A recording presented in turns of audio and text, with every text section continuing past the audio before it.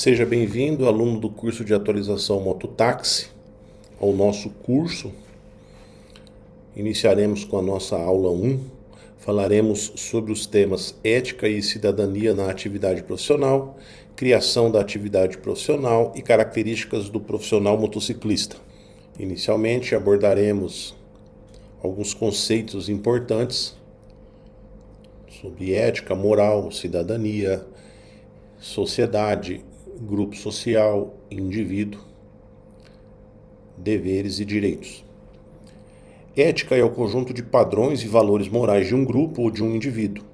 É o estudo das ações humanas e seus princípios norteadores. Já a moral é o conjunto de regras, costumes e formas de pensar de um grupo social que define o que devemos ou não fazer em sociedade. A cidadania é o conjunto de direitos e deveres que todo cidadão exerce na sociedade em que está inserido. O grupo social é formado a partir das relações estabelecidas entre duas ou mais pessoas. É a interação entre pessoas com objetivos e interesses comuns. Já a sociedade é um universo maior. Nele estão inseridos diversos grupos sociais. Ao contrário do grupo, na sociedade temos um relacionamento indireto e impessoal. O indivíduo, cada pessoa é um ser único. O indivíduo é formado a partir da interação entre as características herdadas e as adquiridas do ambiente durante a vida. Por fim, direitos, os direitos são inerentes a todos os seres humanos.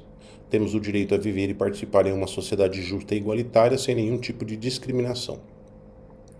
E os deveres são obrigações que temos que ter com os outros. Requer a compreensão de que devemos ter comportamentos e relacionamentos sadios e justos. Então vamos a uma análise geral desses 4 conceitos trazidos aqui. Começamos com o conceito do indivíduo, Então o indivíduo, ele como diz o conceito, a definição, é um ser único. Esse ser único ele está em constante construção. Esse ser único ele é formado através de dois processos. O primeiro vem das características herdadas do pai e da mãe, certo? E somadas a essas características herdadas do pai e da mãe, nós temos a interação que ele possui com o meio ambiente. E quando um ser humano interage com o meio ambiente apresenta situações a ele e ele responde a essas situações tomando decisões, aprendendo com o que está sendo apresentado a ele, refletindo, mudando opiniões, e a partir daí ele vai construindo a sua personalidade. Então esse indivíduo, e é por isso que ele está em constante mudança, porque a todo momento novas situações são apresentadas a ele. E novas reflexões são realizadas, novas mudanças de postura são realizadas, novos aprendizados ocorrem, e esse ser vai sendo sempre evoluindo, Então é por isso que esse indivíduo é diferente de outro. Nenhum indivíduo é igual a outro indivíduo. Todos somos diferentes. Muito bem, por mais que um casal de gêmeos vieram e tenham as mesmas características herdadas do pai e da mãe, no sentido de fisionomia, as personalidades são diferentes. E a partir daí, as construções dessas personalidades ocorrem ao longo da vida. E quando se tornam adultos, observe-se que são pessoas totalmente diferentes uma da outra. São indivíduos diferentes. A partir daí, o grupo social já é uma interação quando o indivíduo começa a se relacionar. Temos que entender que o ser humano é um ser social. E a partir daí, ele interage, ele foi feito para interagir com outras pessoas. Uma vez iniciadas essas interações, os primeiros ambientes de grupos sociais são a família, a igreja, a escola. E dentro desses grupos sociais, nós buscamos a interação e fazemos temos atitudes, fazemos coisas que somos aceitos dentro desse grupo. E essa é a ideia do grupo social. São pessoas com os mesmos objetivos, com as mesmas ideias, com os mesmos valores sociais, costumes. Quando eu estou em um grupo social, eu estou ali porque eu quero, porque eu escolhi participar daquele grupo social. A interação com aquele grupo me faz bem, porque os objetivos são os mesmos. A partir do meu crescimento e da fase adulta, eu começo a participar de outros grupos sociais. Grupo social do trabalho, do lazer, do futebol, da pescaria. Então, esses grupos, novamente, trazem a mim momentos de alegria, de prazer, momentos de interação, de socialização. E a ideia desses grupos é fazer com que eu me sinta bem no sentido de relacionamento. Uma vez eu não me sentindo bem dentro de um grupo desses, a minha decisão é procurar outro grupo através de outras características semelhantes. Depois do grupo social, nós temos a sociedade. E a sociedade já é um universo maior. Na sociedade estão inseridos vários grupos sociais. E o interessante da sociedade é que, diferentemente do grupo social, na sociedade eu não tenho um relacionamento direto. Na sociedade eu não preciso ter os mesmos objetivos, ou os mesmos gostos, ou as mesmas escolhas e decisões. Mas na sociedade eu mantenho um relacionamento indireto com as pessoas. Eu preciso das outras pessoas para que eu viva na sociedade em harmonia. Eu preciso, por exemplo, do trabalho do repositor do supermercado, do motorista de caminhão que traz a mercadoria,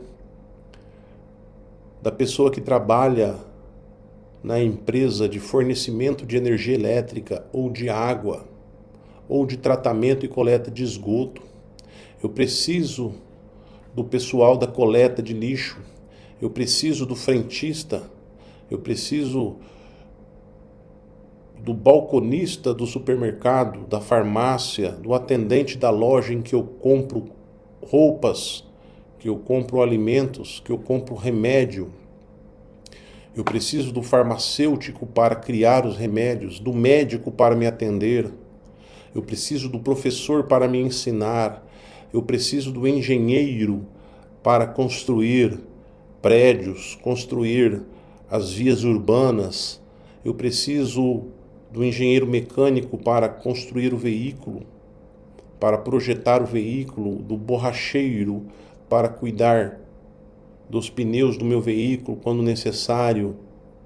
Eu preciso do mecânico para arrumar o meu veículo quando dá um problema. É uma série de situações. Eu preciso do motoentregador para entregar objetos que eu adquiri. Eu preciso do mototaxista para me levar ou trazer a um destino ou origem.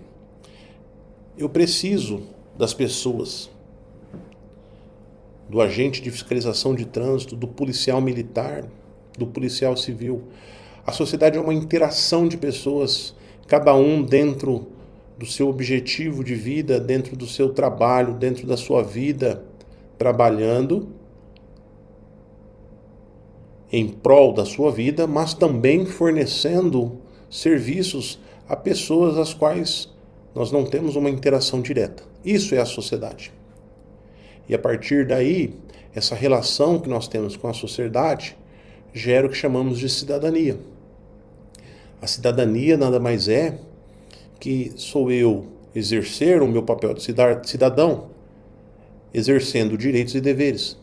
Os direitos e deveres, eles não são só ligados a questões do serviço público, ou de questões públicas, como, por exemplo, votar ou obter a CNH, obter a identidade, o CPF. Mas não. Os direitos e deveres, eles estão inseridos dentro do papel da cidadania em qualquer relação da sociedade. Lembrando que os deveres, eles sempre vêm antes dos direitos. Para eu ter o direito a algo, eu preciso cumprir com o meu dever. Para eu ter o direito à CNH, eu preciso fazer o curso de habilitação, passar no exame, obedecer às regras de trânsito, dirigir de forma correta. Para eu poder trabalhar como mototaxista, eu preciso realizar o curso, ter uma credencial, ter a motocicleta nas condições regulamentares, fazer a inspeção dessa motocicleta. Para eu comprar uma roupa, eu preciso primeiro pagar pela roupa. Para eu comprar um veículo, eu primeiro preciso pagar o veículo. Sempre os deveres vêm antes dos direitos.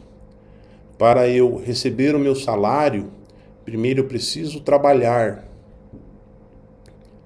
Uma vez realizados os meus deveres, eu posso obter os meus direitos dentro da sociedade. Muito bem. E por fim, a questão da ética e da moral.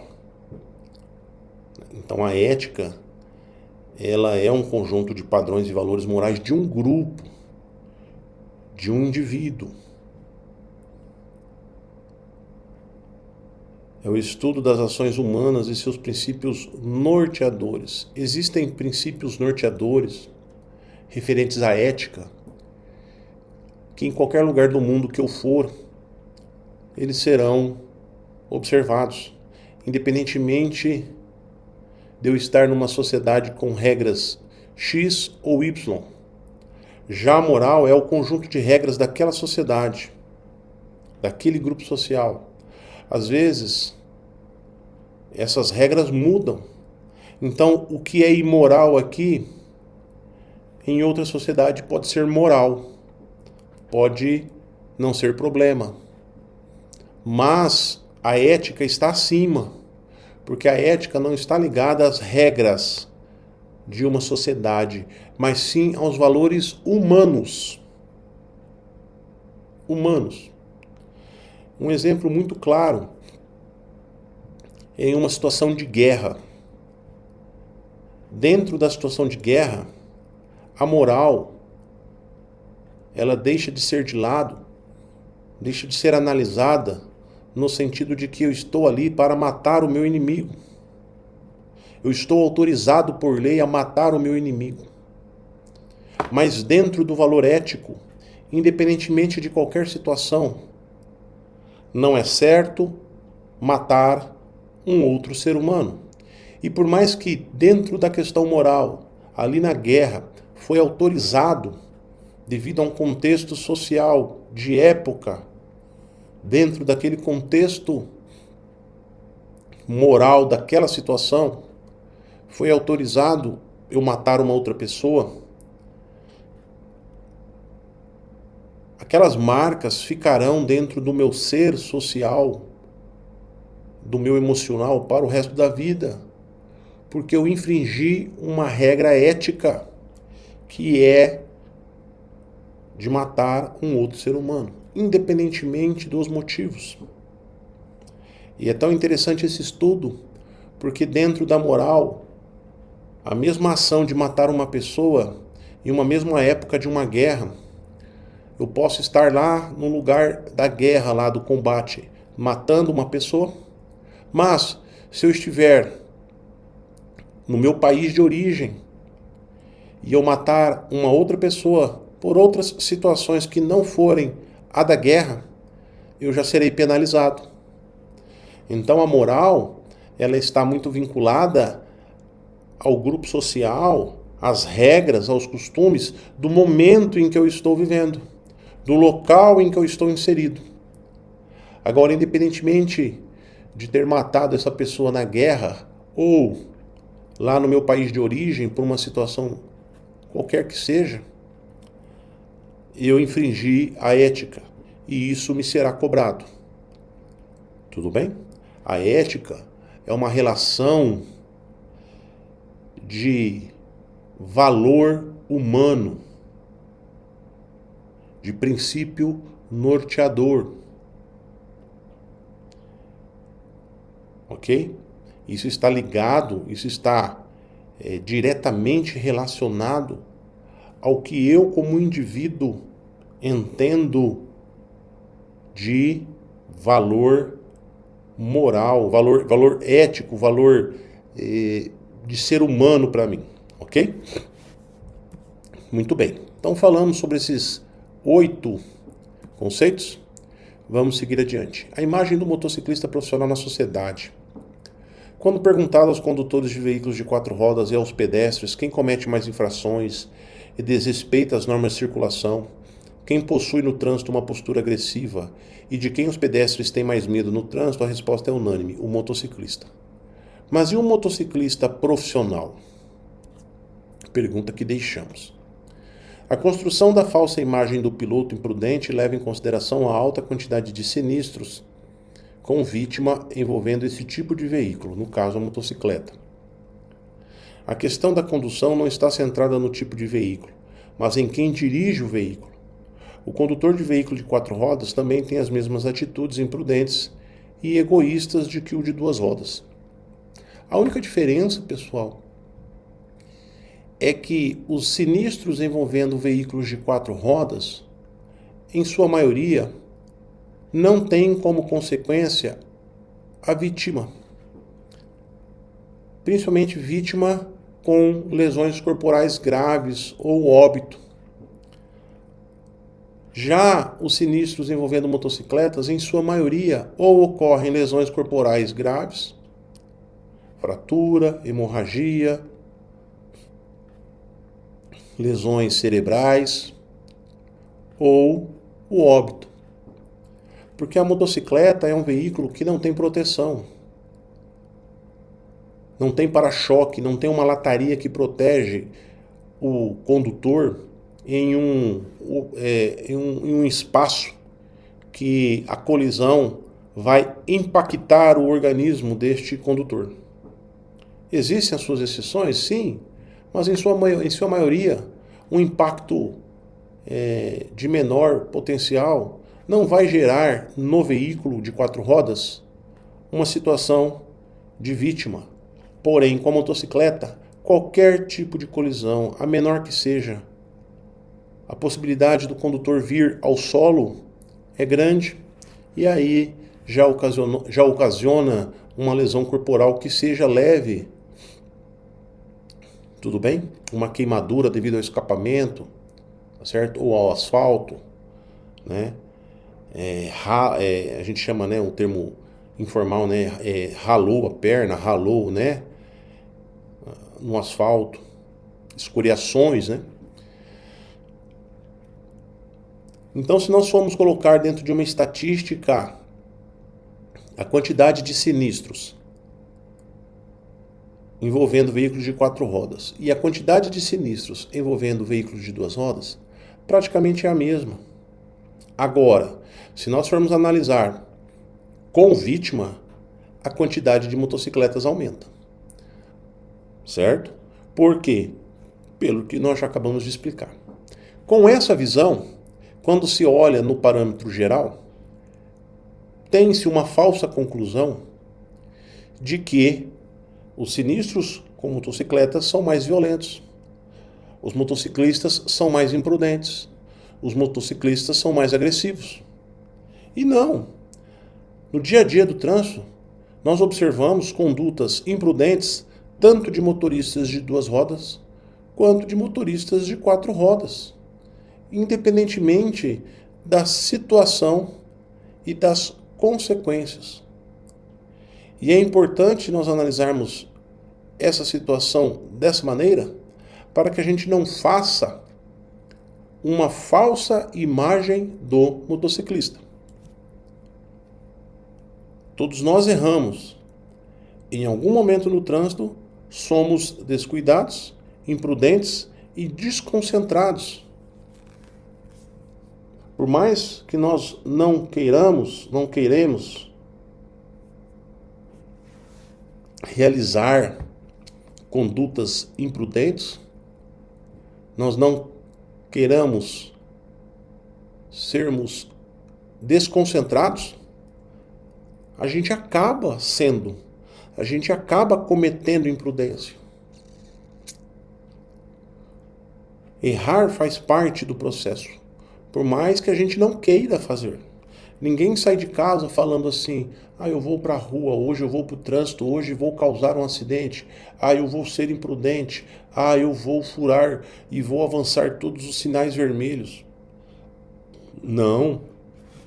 Mas em determinado momento a gente acaba fazendo errado, quando a gente descuida dessa atenção, descuida do cuidado, descuida de pensar que tem gente esperando na minha casa eu retornar.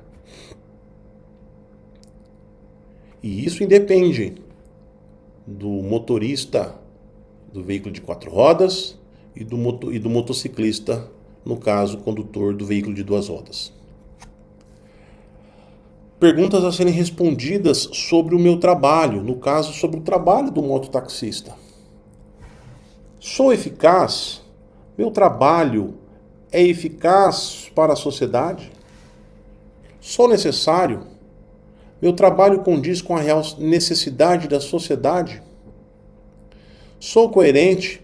Meu trabalho é realizado de forma coerente com a proposta da criação da nossa profissão? Sou essencial? Se meu trabalho acabar, a sociedade vai sentir falta? São perguntas que devem ser feitas todo dia quando eu acordo para trabalhar. Porque valorizar o meu trabalho significa responder que sim, eu sou eficaz, que sim, eu sou necessário, que sim, eu sou coerente com o meu trabalho e que sim, eu sou essencial para a sociedade. Eu tenho que desenvolver o meu trabalho todo dia, de forma que a sociedade olhe para o meu serviço e veja essas 4 afirmações. E para isso, eu preciso de fatores que contribuem para uma relação de respeito. Para isso, eu preciso valorizar o meu trabalho. E valorizar o meu trabalho significa profissionalizar o meu trabalho. Um trabalho legalizado dentro das regras. Um trabalho no qual a pessoa que desenvolve aquilo é reconhecido como uma profissão. Está dentro da valorização. Significa valorização. Valorizar o meu trabalho é utilizar motocicleta corretamente identificada. É lutar contra a ilegalidade. É utilizar motocicleta em perfeitas condições de uso, higienizada, identificada. É obedecer às regras que regem o trabalho. É ser educado, ser respeitoso e ter cordialidade com as pessoas. É respeitar as regras de segurança, de direção defensiva. É obedecer às leis de trânsito, às regras e normas de circulação.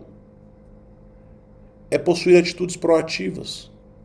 Esses 8 fatores que nós lemos agora são importantíssimos, porque todos eles estão ligados à valorização do trabalho. E uma vez eu dando valor ao meu trabalho, a sociedade observando isso e dando valor ao trabalho, eu perpetuo esse trabalho na sociedade. Eu faço com que esse trabalho seja essencial, seja eficaz, seja coerente, seja necessário. Problemas que levaram à criação da profissão de mototaxista. Necessidade por agilidade na locomoção e rapidez na prestação dos serviços. Aumento dos congestionamentos nas cidades grandes. Serviço de transporte coletivo de má qualidade e custoso. Serviços de táxi economicamente inviável para grande parcela da população. Esses 4 fatores, juntos, levaram ao entendimento da necessidade do mototaxista. A motocicleta é um veículo ágil. Ela se locomove com rapidez. Eu evito congestionamentos. Eu chego ao meu destino com mais facilidade, com mais rapidez. Os valores, praticamente, não são os mesmos, mas são compensatórios no sentido de equiparar com o serviço de transporte coletivo. Além do serviço de transporte coletivo ser custoso hoje para o cidadão, ele é um serviço de muito má qualidade. E a partir daí ele direciona o cidadão para um serviço de boa qualidade. Por mais que seja um pouco mais, eu não vou dizer caro, mas possui mais valor, ele é um serviço que eu alcanço o meu objetivo com mais presteza, rapidez, eficácia. E por fim, a questão dos serviços de táxi, que até então eram serviços que se apresentavam como um serviço paralelo à questão de me levar ao destino de uma forma segura, sem utilizar o transporte coletivo de passageiros, mas é um serviço extremamente caro, custoso. Então cria-se a profissão do mototaxista. Novamente, a motocicleta é um veículo ágil que transporta de forma rápida e eficaz. Ocorreu esse entendimento. A partir desse entendimento, pessoas começaram a adquirir a motocicleta para investir nesse trabalho, para realizar esse trabalho. Adquirir uma motocicleta é um baixo investimento. A partir daí começaram a surgir os primeiros motociclistas transportando passageiros. No início, de forma irregular. Os motociclistas paravam nos pontos de ônibus e perguntavam: alguém está indo para o centro? Eu cobro tanto para levar. O serviço de mototaxista começou assim. As pessoas: quanto que você cobra? Eu cobro tanto. Eu vou com você. Ele começou de forma irregular, desta maneira. Aí uma pessoa viu o outro fazendo isso e falou: puxa vida, eu vou fazer isso aí também. Vou comprar uma motocicleta e vou também fazer esse tipo de serviço. E esse serviço começou a dar certo. E a partir daí aumentou então a demanda, aumentou a procura, aumentou a quantidade de motociclistas realizando esse trabalho. E houve-se então uma pressão dessa classe para que essa profissão fosse regularizada, regulamentada. E aí, em 2009, é publicada a lei de 12.009, que regulamenta o exercício das atividades dos profissionais em transporte de passageiros, mototaxista, em entrega de mercadorias e em serviço comunitário de rua e motoboy com o uso de motocicleta. Então essa foi a sequência lógica para a criação da profissão. Toda profissão, pessoal, ela é criada mais ou menos desse jeito. Primeiro, cria-se a demanda na sociedade. Segundo, cria-se o serviço para atender a demanda. E terceiro, regulamenta esse serviço. Hoje o serviço de mototáxi é bem visto pela sociedade, com suas bases consolidadas e com sua imagem bem fundamentada na cultura do trânsito. Isso deve-se ao trabalho dos motociclistas profissionais pioneiros, que lutaram muito e conquistaram seu espaço no contexto do trânsito. Devemos, como motociclistas profissionais, manter a imagem, a importância e a necessidade dessa profissão para a sociedade atual, de maneira que o mototaxista seja essencial quando falarmos em transporte de pessoas. Tudo bem? É importante mantermos a legalidade da profissão para mantermos a confiabilidade, a valorização. Uma vez o serviço não sendo confiável, sendo mal prestado, não sendo legal, e falo legal é dentro da legalidade, esse serviço começa a perder o valor e deixar de ser essencial. Eu tenho que fazer essa reflexão e entender essa analogia, essa relação. O motociclista profissional abrange os motociclistas que transportam pessoas, que são os mototaxistas, que realizam serviços comunitários de rua, como, por exemplo, seguranças particulares de bairro que utilizam as motocicletas, são seguranças. Os que coletam e entregam documentos, valores, mercadorias e encomendas, são os motofrete. E os que realizam serviços de pagamento e cobrança, que é um motoboy. O motociclista profissional possui as seguintes características. Ele é responsável. Ele é uma pessoa concentrada, ele possui concentração. Ele precisa ter concentração, porque ele trabalha o tempo todo num local que exige concentração dele, que é o trânsito. Ele possui autocontrole, porque a todo momento ocorrerão situações das quais vão, vamos dizer assim, tentá-lo a sair do controle dele, a ser uma pessoa impulsiva, a tomar atitudes agressivas, e ele não pode, ele precisa se autocontrolar. Ele precisa lidar com imprevistos, porque trânsito ocorre imprevistos. Ele precisa ser disciplinado. Trânsito, trabalhar como mototaxista, ser autônomo, requer disciplina. O mototaxista, a pessoa que trabalha nisso, ele não pode pegar e levantar um dia e virar e falar assim, hoje eu não vou trabalhar não, eu tô com preguiça. E é nesse dia que a pessoa chegou lá no seu ponto, querendo utilizar o seu serviço e você não está lá.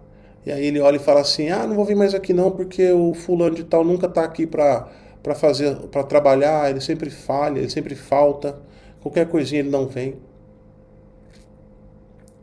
E ele é comprometido com a sua profissão. Quem escolheu essa profissão precisa gostar do que faz. Não é possível uma pessoa trabalhar no trânsito e não gostar do trânsito. Vamos estudar cada uma desses fatores, dessas qualidades, dessas características. Responsabilidade é o dever de assumir as consequências das suas decisões, dos seus próprios atos, do seu próprio comportamento. A responsabilidade traz a reflexão e o entendimento de que precisa assumir a culpa e as consequências do fracasso e não transferi-la a outras pessoas. Como posso ser responsável? Quais atitudes preciso para me tornar um profissional responsável? Atitude 1. Assuma o controle da sua vida. Atitude 2. Não culpe os outros pelos seus erros. A responsabilidade ela está ligada a essa questão de assumir o controle da sua vida, de assumir os seus erros. Isso é ser responsável. Concentração. A concentração é a capacidade de manter o foco numa atividade que você está realizando. Dificuldades. As principais causas da falta ou dificuldade de concentração são cansaço mental e estresse. Como combater o cansaço e o estresse? Pratique atividade física.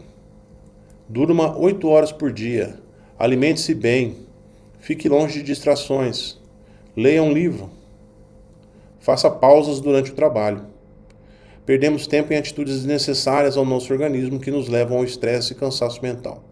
Hoje, uma das atitudes que mais são desnecessárias e que nos levam às distrações, ao estresse e ao cansaço mental é o uso do celular, é ficar em redes sociais que não nos agregam em nada, somente nos tiram a concentração do que estamos fazendo, das coisas que estão acontecendo ao nosso redor, das pessoas que estão ao nosso redor, das interações sociais reais. Existe um estudo que diz que uma pessoa que está realizando uma atividade e ela para essa atividade para mexer no celular, para entrar em redes sociais, depois que ela volta ao seu trabalho que ela estava fazendo, ela ainda vai levar 7 minutos para se concentrar novamente ao que ela estava fazendo, além do tempo que ela gastou na rede social. Hoje a rede social é o inimigo, é o vilão da concentração. do foco. Autocontrole. Autocontrole é a capacidade de manter controladas as emoções e os desejos. O problema não é ter emoções, o problema é deixar as emoções interferirem na decisão. Como buscar o autocontrole? 1. Tenha autodisciplina. 2. Reconheça as emoções que fazem mal a você e os respectivos gatilhos que disparam essas emoções. 3. Busque o autoconhecimento. Procure entender quais são seus objetivos pessoais, qualidades, dificuldades, traumas, desejos, frustrações. Eu preciso saber. Coloque no papel o que eu não gosto que aconteça comigo, o que me deixa frustrado. Quais são as situações que são difíceis para que eu entenda? O que eu tenho dificuldade em fazer? Quais são os meus desejos de vida? Quais são minhas principais qualidades? Quais são meus principais defeitos? Ponha no papel, analise isso, reflita isso. Planeje suas ações e objetivos. Planejamento se divide em planos a curto, médio e longo prazo. Quais são seus objetivos de vida, de trabalho, de família, de estudo? Ah, não tenho nenhum, então crie. Uma pessoa sem objetivos morreu. Nós precisamos ter objetivos. Respire e escute. A dica é respirar. Mantenha os níveis de oxigenação do cérebro na normalidade. Escute e escute. Por isso que nós temos 2 ouvidos e uma boca. Qualquer situação que ocorrer no trânsito que force a você perder o controle, respire. Respire. Respire. Você nunca mais vai ver aquela pessoa que te ofendeu no trânsito, que te fechou, que fez uma manobra. Às vezes aquela pessoa fez aquilo porque ela não te viu. Não é porque ela não gosta de você, não é porque ela não gosta de motociclista, não é porque ela não acha que você é o melhor motorista do mundo. Você não é. Você erra também. E outra coisa, se você for o melhor motociclista do mundo, parabéns. Mas também não é porque você é que os outros têm que ser também. Todos nós temos limitações. Eu tenho que respeitar as limitações dos outros. Se uma pessoa está dirigindo o veículo e não está mantendo aquele veículo na faixa de trânsito, está comendo faixa, está vindo para o seu lado, não adianta você brigar com aquela pessoa, xingar aquela pessoa, ser mal educado. Aquela pessoa, ela está tentando fazer o melhor dela. E aí, não adianta eu querer me equiparar a ela, achar que ela tem que fazer igual a mim, tem que estar concentrada, tem que estar atenta, tem que estar... Não. Aquela pessoa é aquela pessoa. A gente não sabe os problemas que ela está passando, então é você com você. Mantenha seu autocontrole. Capacidade de lidar com imprevistos. Imprevisto significa um evento não previsto, inesperado ou surpreendente. Por mais que eu planeje minhas ações, imprevistos ocorrerão.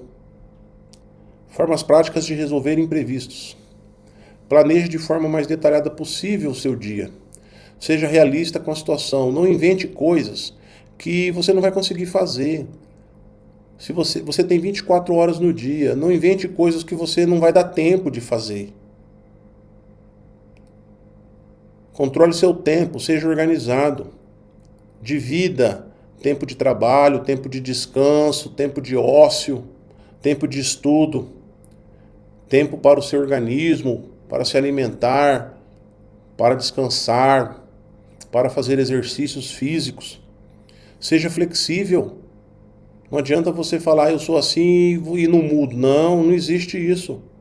Não existe isso. Determine prioridades dentro do dia, coloque prioridades, faça uma lista, o que eu preciso resolver primeiro. Não leve para o trânsito problemas pessoais, resolva os problemas pessoais e o trânsito não é lugar de resolver problemas pessoais. Problemas financeiros, problemas com a família, problemas com parentes, um problema no trabalho, resolva, ainda mais que o trabalho é no trânsito. Resolva cada problema dentro da sua caixinha. Problema da família, vou resolver quando eu estiver com a família. Problema financeiro, vou resolver também, eu vou tomar decisões que eu resolva um problema financeiro. Não adianta eu estar lá no trânsito querendo resolver tudo. Lá no trânsito é para eu trabalhar. É o meu ganha-pão. Eu tenho que estar concentrado ali. Peça a opinião de pessoas certas com autoridade. Com autoridade sobre o assunto que você está procurando saber. Separe um tempo para retomar problemas não resolvidos durante o dia. Então deixe no final do dia um tempo para que você resolva problemas que você não conseguiu resolver. Saiba dos riscos do improviso. Não improvise. Improvisar é arriscado, principalmente no trânsito. Se eu não dei seta com antecedência, não adianta eu improvisar. Os sinistros de trânsito, em sua maioria, são causados por imprevistos, por decisões que eram para ser tomadas antes, não foram tomadas, e aí se toma a decisão muito em cima da hora, realizando manobras perigosas, sem observar corretamente, sem analisar o que eu tenho que fazer, abrindo a brecha para a colisão. Disciplina é o ato de obedecer ao conjunto de regras e normas de conduta determinadas por um grupo social. É considerado o cumprimento de responsabilidades restritas a uma ou várias pessoas. Então, é obedecer. Ser disciplinado é obedecer, eu querendo ou não querendo. Ter boa conduta para a sociedade é ser disciplinado, ou seja, é a qualidade de uma pessoa que uma pessoa possui quando cumpre as ordens existentes na sociedade.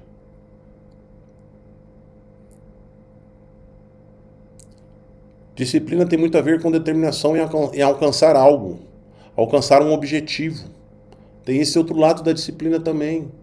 Então, não é somente ser obediente no sentido de cumprir o que a sociedade quer que eu cumpra, mas também sou eu ser disciplinado em alcançar meus objetivos. E esse último conceito da disciplina é muito bem aplicado no trabalho. A autodisciplina é fundamental para o bom desempenho de qualquer profissional. Levantar cedo, dormir no horário porque amanhã eu tenho que acordar cedo, eu tenho que estar disposto. Buscar a autodisciplina é essencial para alcançar objetivos profissionais e pessoais, pois quando cumpro com minhas responsabilidades e compromissos, garanto o sucesso de uma tarefa, inclusive uma tarefa imposta pelo próprio profissional. Comprometimento é a habilidade de realizar todas as tarefas e demandas exigidas de maneira eficaz e produtiva. Para ser comprometido, o profissional deve buscar estratégias, ações e técnicas para que se sinta motivado e comprometido. O profissional comprometido, ele gosta do que faz, ele trata bem as pessoas e ele presta um serviço com qualidade. Eu preciso ser comprometido com o meu trabalho, com a profissão que eu escolhi. Eu não posso vender uma imagem ruim de uma pessoa que não tem comprometimento. Se eu estou vendendo essa imagem ruim, eu estou destruindo a minha profissão. Eu estou contribuindo para que a minha profissão perca valor. Porque a sociedade percebe quando uma pessoa não tem compromisso com o que faz. O profissional comprometido, ele cumpre demandas. O que mandar ele fazer ou o que ele se propor a fazer, ele vai fazer. Ele soluciona problemas imprevistos. Por mais que imprevistos a gente não quer que ocorra, mas às vezes ocorre, mas ele vai resolver. Ele busca capacitação e atualização profissional. Ele mantém diálogos abertos. Ele busca a honestidade, é empático. Uma vez eu sendo honesto com o meu cliente, eu me colocando no lugar dele, porque eu sou empático, eu mantenho diálogos abertos. O 5, ele é praticamente a consequência do 4. Eu não trato mal os outros. 6, é engajado, eficaz, produtivo. 7, possui qualidade de vida. E 8, é satisfeito profissionalmente, ele gosta do que faz, ele atende bem o cliente. Tudo bem, pessoal? Então, essas 8 características, elas são fundamentais para o profissional comprometido. Fechamos então a nossa aula 1 dando pontapé inicial ao nosso curso de mototáxi atualização. Aguardamos você na sequência das nossas aulas, a aula 2 e 3, falaremos sobre regras e normas de circulação. Tudo bem, pessoal? Um grande abraço e até a próxima aula.